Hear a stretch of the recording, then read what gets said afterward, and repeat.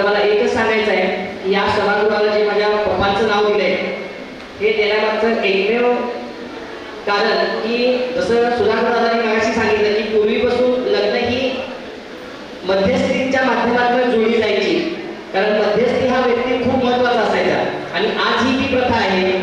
आणि माझ्या पप्पांना ती खूप आवड असायची. म्हणजे कित्येक पेशंट ॲज अ डॉक्टर माझ्याकडे पेशंट येतात, ते मला सांगतात की तुमच्या पप्पांमुळे आमचं लग्न जमलं.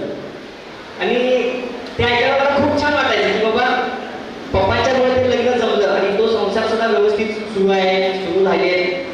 सो त्याबद्दल आज परवा दिवशी माझ्या पप्पांचा 2 जानेवारी हा वाढदिवस असतो. आज भले ते आमच्यामध्ये नसतील पण त्यांची एक आठवण राहावी म्हणून मी ह्या उद्योग मेळाव्यासाठी पुढाकार घेतो नेहमी आणि इथून पुढे सुद्धा पुढाकार घेत राहील. आज हा माझ्यामध्ये दादाने सांगितलं हा 7वा आपला उद्योग मेळावा इथं आयोजित होतोय. तर इथून पुढे सुद्धा आमच्या सर्वांचं सहकार्य त्यासाठी लाभेल.